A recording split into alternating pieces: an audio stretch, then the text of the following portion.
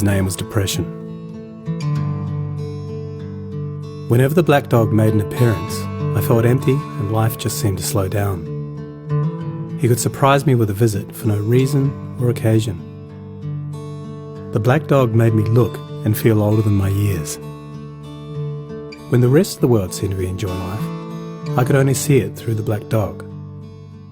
Activities that usually brought me pleasure suddenly ceased to.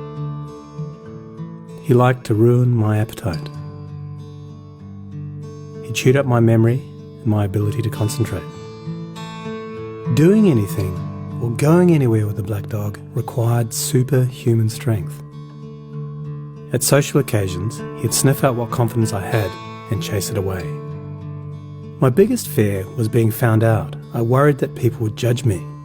Because of the shame and stigma of the black dog, I was constantly worried that I'd be found out. So I invested vast amounts of energy into covering him up. Keeping up an emotional lie is exhausting. Black dog could make me think and say negative things. He could make me irritable and difficult to be around. He would take my love and bury my intimacy.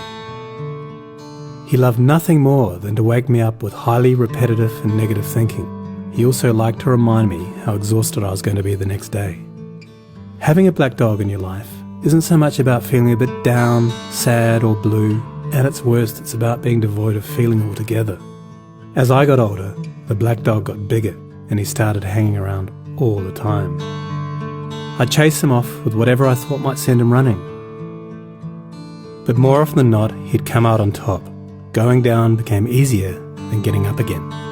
So I became rather good at self-medication, which never really helped.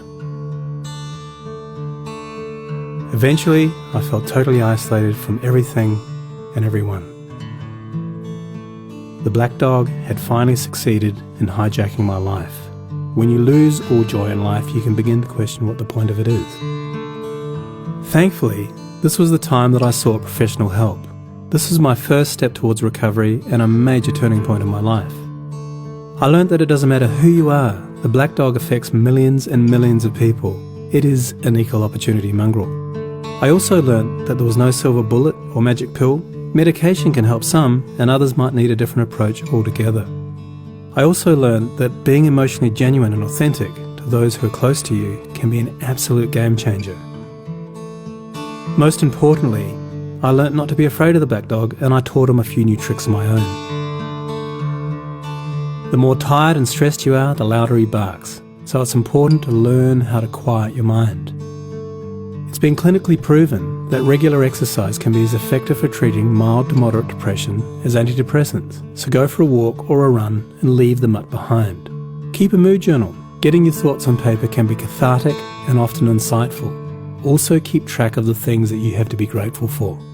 The most important thing to remember is that no matter how bad it gets, if you take the right steps, talk to the right people, black dog days can and will pass. I wouldn't say that I'm grateful for the black dog, but he's been an incredible teacher.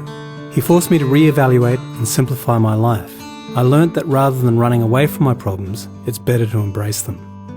The black dog may always be part of my life, but he'll never be the beast that he was. We have an understanding. I've learned through knowledge, patience, discipline and humour, the worst black dog can be made to heal. If you're in difficulty, never be afraid to ask for help. There is absolutely no shame in doing so. The only shame is missing out on life.